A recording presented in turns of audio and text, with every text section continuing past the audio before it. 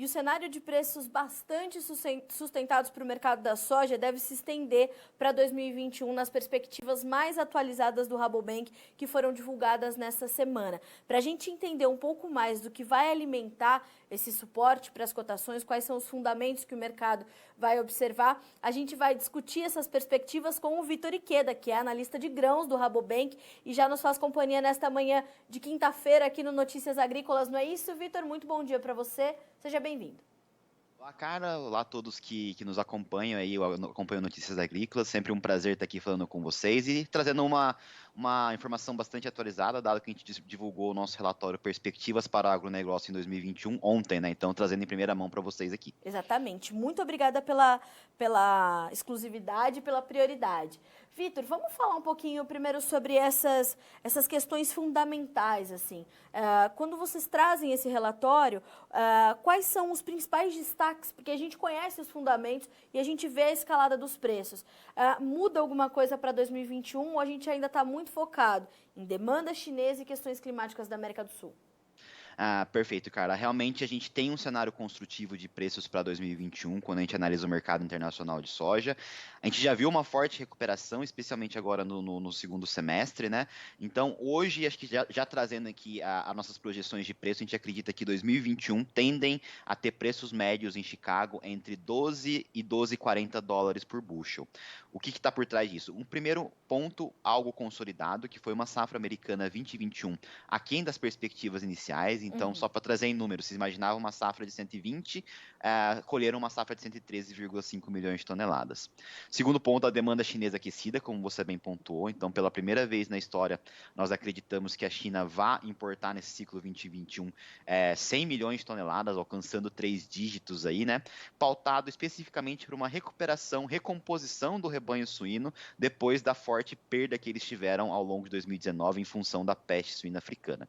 Colocando tudo isso num pacote só, a China tem demandado soja, ela está importando soja americana depois de 2 anos de guerra comercial em que eles importaram menos de 17 milhões de toneladas dos Estados Unidos. A nossa estimativa é que esse ano eles recuperem para um patamar de 32 milhões de toneladas de soja importada dos Estados Unidos, que seriam patamares pré-guerra comercial. E os Estados Unidos, em linhas gerais, agora com baixa disponibilidade no Brasil nesse final de ano, eles estão avançando bastante com as exportações de soja.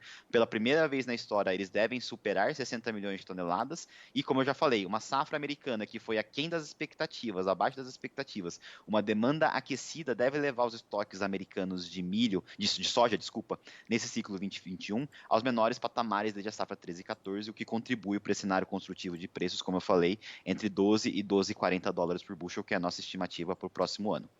Tá.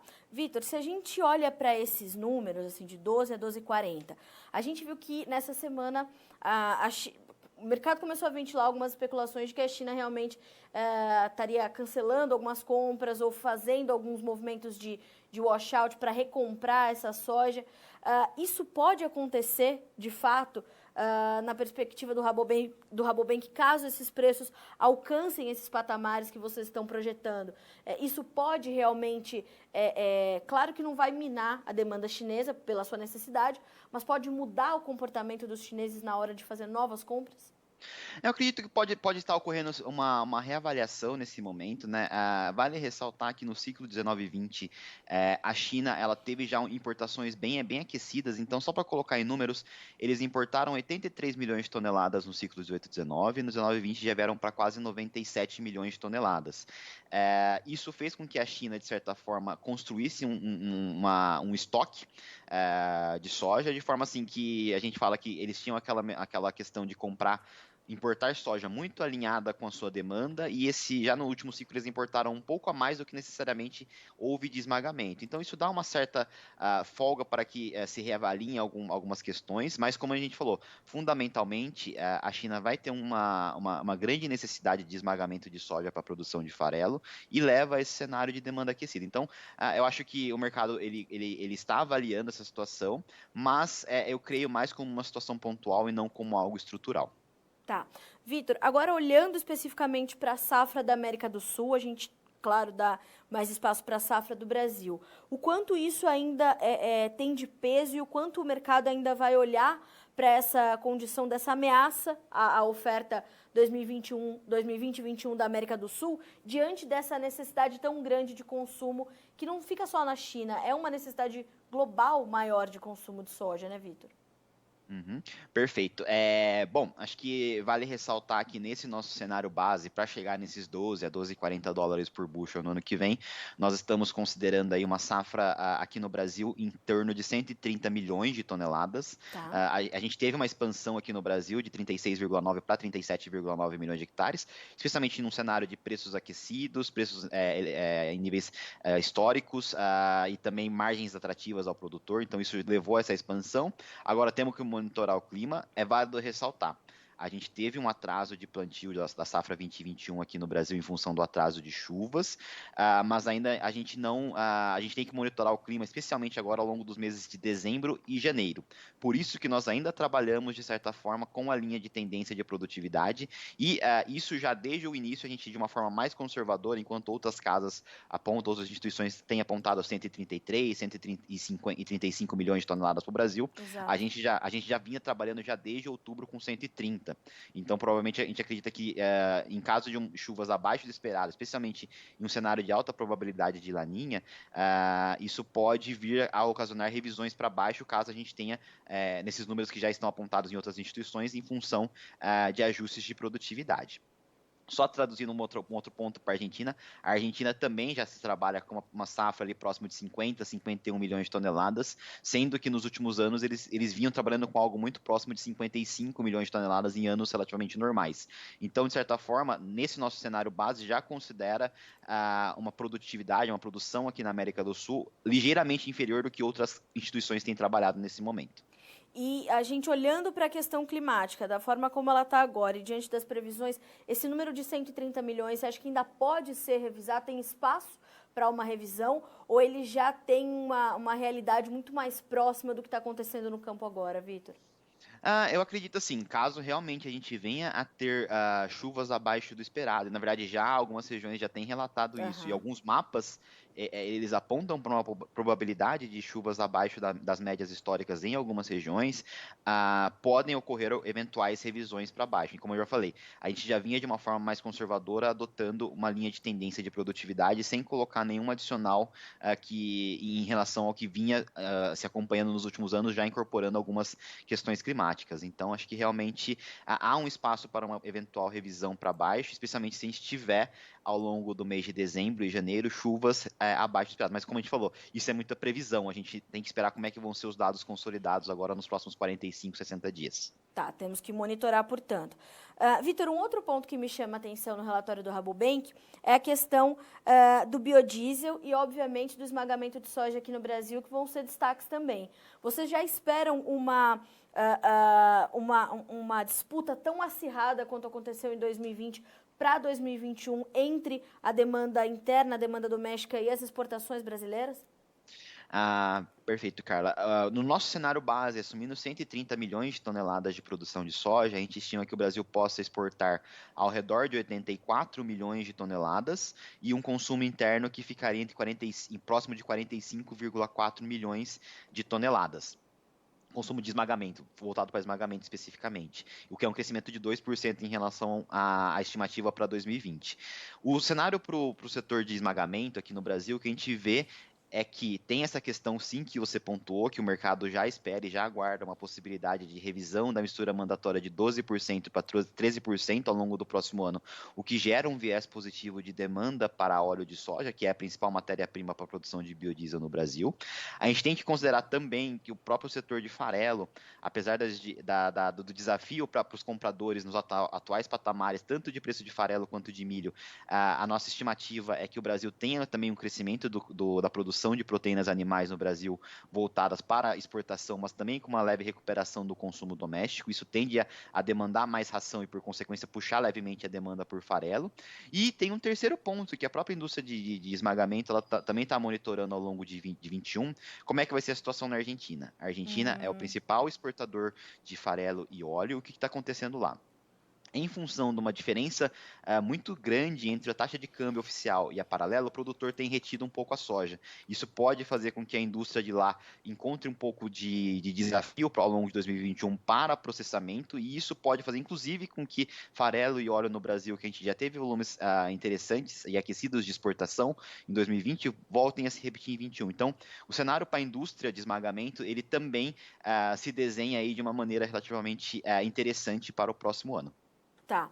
Vitor, mais do que todas essas questões ligadas à safra 2021, as perspectivas para o preço da soja o ano que vem, elas também já estão bastante atreladas à safra 21-22 dos Estados Unidos e uma disputa por área que também não deve ser fácil para o produtor americano. Haja visto que a gente tem uma demanda maior por milho nos Estados Unidos por parte da China, que pode vir a ser o maior importador mundial desse produto, e preços que acabam sendo positivos para os dois mercados. Isso também vai começar a ganhar cada vez mais espaço no andamento dos preços a partir dos próximos meses? Excelente ponto, cara. Acho que realmente isso também está embutido nesse nosso cenário de 12 a 12,40 dólares por bushel. A gente até espera uma recomposição, um aumento de área de soja nos Estados Unidos no ciclo 21-22. Mas como você bem pontuou, se só a soja estivesse se destacando nessa cesta de commodities, talvez pudesse ter uma expansão mais forte da soja, o que poderia já começar uma eventual correção de preços, uma pressão de preços a partir da safra americana. O grande ponto é que a gente acredita sim que deve ter uma expansão de área de soja, mas ele vai competir não só com soja, com milho, mas tem o próprio algodão, que também está num cenário relativamente próximo de 70 centavos de dólar por libra peso, que também é interessante para o produtor lá. Sim. Então a competição por área vai ficar bastante acirrada, de forma que a gente espera um crescimento de área nos Estados Unidos, mas que ainda não seja suficiente para suprir o crescimento da demanda. Talvez isso só venha a começar a se consolidar na safra 21-22 da América do Sul do ano que vem. Então, isso, daí sim, com esses preços fortalecidos, o Brasil pode vir a ter uma nova expansão de área, e aí sim a gente possa começar a ver o mercado se ajustar, mas assim, por isso que, como os Estados Unidos eles devem aumentar a área, mas não o suficiente para suprir essa demanda aquecida que está muito forte, especialmente da China, a gente acredita que isso ainda mantém os preços fortalecidos ao longo de 2021, com uma ligeira viés para mais 11,50 talvez, ou até 11 dólares por bushel, somente com a entrada da safra sul-americana 21-22. Vitor, a gente pode entender que até a conclusão da safra 2021-22 de soja da América do Sul, a gente ainda vai ter estoques mundiais de soja muito apertados e talvez um déficit para atender toda essa demanda? A gente pode dizer isso ou ainda é cedo para a gente traduzir as situações dessa forma? Eu acho que assim, vamos analisar por partes. Assim, a demanda ela está aquecida, ela pode, obviamente, em um eventual cenário muito de alta de preços, ela pode em algum momento se ajustar. Acho que o mercado agora, nesse momento, para fins de estoque, ele avalia como é que vão estar as possibilidades de oferta, e passando por oferta, a gente passa primeiro por uma safra 2021 aqui na América do Sul, que a gente falou assim, apesar de a gente ter um cenário aí de 130 milhões de toneladas aqui no Brasil e 50 na Argentina, que seria uma safra relativamente boa, até acima do que a gente viu no ano passado, mas o grande ponto é que qualquer estresse climático que possa gerar algum impacto, uma revisão para baixo na produtividade e produção dessa safra sul-americana, já colocaria os estoques mais pressionados. Então, é válido destacar que a gente hoje já trabalha com estoques de passagem dessa safra 2021 em patamares que seriam os menores dos últimos 6 anos, né, em termos de volume. Então, acho que vamos monitorar, acho que o mercado está de olho agora, especialmente na oferta da safra sul-americana. Depois ele vai se ver como é que os Estados Unidos vai se ajustar em termos de área, mas com todo esse desafio que você já apontou, que tem competição com outras culturas, e depois sim a gente vai olhar na safra 21-22. Então acho que o mercado agora, para fins de estoque, se preocupa com a recomposição do lado da oferta. Sem contar que a gente já tem uma oferta também bastante comprometida com a comercialização, né, Vitor, da safra 2021 e da 21-22, quando a gente fala de Brasil. Então, quer dizer, o potencial comercializável do que vem dessa oferta, que já deve ser menor por conta do clima, também já tem um percentual aí reservado que já foi vendido antecipadamente, né?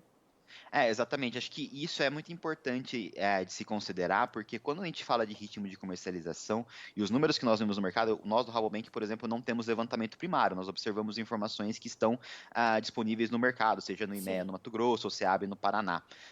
E o ponto que a gente vê é que eles trabalham muito com percentual comercializado. Obviamente que esse percentual é baseado numa perspectiva de produção. Obviamente que se tiver qualquer eventual revisão para baixo nas perspectivas de produção, esse percentual, na verdade, ele pode ser até mais elevado do que a gente está vendo hoje. Então, é um ponto de atenção e algo a ser monitorado pelo mercado, principalmente quando a gente fala de soja disponível com a entrada da colheita, né? Tá certo. Vitor, agradeço muito pelas informações que você dividiu conosco nesta manhã de quinta-feira, muito importantes para que os produtores também consigam se planejar melhor para as suas próximas decisões, né? Isso é determinante. Muito obrigada mais uma vez. Na segunda está de volta aí para a gente comentar um pouco mais sobre o mercado de milho, né, Vitor? Obrigada. Obrigado, cara. Obrigado a todos que nos acompanharam aí. Até a próxima, Vitor. Um abraço. Um abraço. Tchau, tchau. Tchau, tchau. Vitor Ikeda, analista de mercado, analista de grãos do Rabobank, conversando conosco nessa quinta-feira para trazer um pouco dessas perspectivas para 2021. Estão, portanto, no radar do mercado. A safra menor nos Estados Unidos, que já era sabido que aconteceria, né, por conta também de problemas de clima e tudo mais, eram 120 milhões esperadas inicialmente. Fomos colher uma safra de 113 milhões. A demanda chinesa fortíssima, com o Rabobank estimando importações da China na temporada 2020-21 de 100 milhões de toneladas. A ameaça climática à safra 2020-21 da América do Sul, o Rabobank estima a safra brasileira em 130 milhões de toneladas e a safra argentina em 50 milhões. Lembrando que desse total, um bom percentual já foi comercializado e tudo isso somado à disputa por área e as perspectivas para a safra 21-22 dos Estados Unidos, que também devem impor aí decisões importantes para o produtor americano e que até lá vemos, portanto, estoques apertados de soja, vemos estoques ajustados diante de uma demanda que apresenta uma curva de crescimento extremamente consistente, extremamente robusta. Mais do que isso, um outro destaque dessa entrevista do Vitor Ikeda é de que temos aí os menores estoques de passagem globais dos últimos 6 anos para a soja. E isso ajuda, portanto, a fortalecer os preços que dentro do intervalo projetado pelo Rabobank ficam entre 12 e 12 dólares e 40 centos por bushel, negociados lá na Bolsa de Chicago. Lembrando que nesta quinta-feira, 26 de novembro, é feriado nos Estados Unidos, é comemorado hoje o Dia de Ação de Graças, por isso as bolsas de Chicago e Nova York não operam. Os negócios serão retomados amanhã no esquema de meio pregão, então só a parte da tarde funciona e a gente vai ver um mercado bastante morno, porque esse é um feriado bastante importante para os americanos, perde só para o Natal. Então a gente deve concluir a semana com bastante tranquilidade no mercado de grãos amanhã. Hoje, bolsas não operam. A gente fica por aqui com esse boletim, mas segue a nossa programação para que você seja o produtor rural mais bem informado do Brasil.